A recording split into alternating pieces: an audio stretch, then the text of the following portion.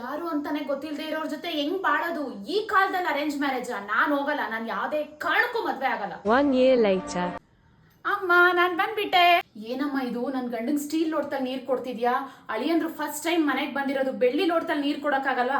ಸ್ವಲ್ಪನೂ ಮರ್ಯಾದೆ ಇಲ್ಲ. ನಾನ್ ನಮ್ಮ ಮನೆಗೆ ಹೋಗ್ತಿದ್ದೀನಿ ಅಷ್ಟೇ. ಡಿನ್ನರ್ಗೆ ಏನ್ ಮಾಡ್ತಿದ್ಯಾ? ಇಡ್ಲಿನೂ ಮೀನ್ ಸಾರು. ಕೇಳ್ಬಿಟ್ ಮಾಡ್ಬೇಕು ತಾನೇ. ಅವ್ರಿಗೆ ಮೀನು ಅಂದ್ರೇನೆ ಇಷ್ಟ ಇಲ್ಲ. ಏಯ್, ಮನೇಲಿ ಸುಮ್ನೆ ತಾನೇ ಕೂತಿದ್ಯಾ? ಹೋಗ್ ನಿಮ್ ಬಾವನ್ಗೆ 1 kg ಮಟನ್ ಬಿರಿಯಾನಿ ತಗೊಂಡ್ ಬಾ ಹೋಗು. ಟಿಫನ್ಗೆ ಏನ್ ಮಾಡ್ತಿದ್ಯಮ್ಮ? ಪೊಂಗಲ್ಲು ಚಟ್ನಿ. ಅಯ್ಯೋ ದೇವ್ರೆ, ಅವ್ರೇನ್ ಅತ್ತೆ ಮನೆಗ್ ಬಂದಿದಾರ ಇಲ್ಲ ದೇವಸ್ಥಾನ ಪ್ರಸಾದ ತಿನ್ನಕ್ ಬಂದಿದಾರ?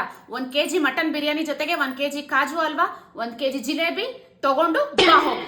ಏನಮ್ಮ 10 ಸೆಕೆಂಡ್ ನನ್ ಗಂಡ ಒಬ್ರೇ ಕೂತ್ಕೊಂಡಿದ್ದಾರೆ. ನಿಮ್ಗೆ ಯಾರಿಗೂ ಅಕ್ರೆ ಇಲ್ಲ ಅಲ್ಲ? ಅವ್ರ ಪಕ್ಕದಲ್ಲಿ ಕೂತ್ಕೊಂಡು ಮಾತಾಡಕ್ಕಾಗಲ್ವಾ?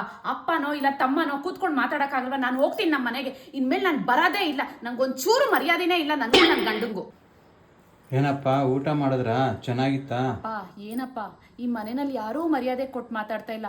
ಸ್ವಲ್ಪ ಅಳಿಯ ಅಂತ ಮರ್ಯಾದೆ ಕೊಟ್ಟು ಮಾತಾಡ್ರಿ ಅಂತ ಹೇಳಿ ಸಾಕಾಯ್ತು.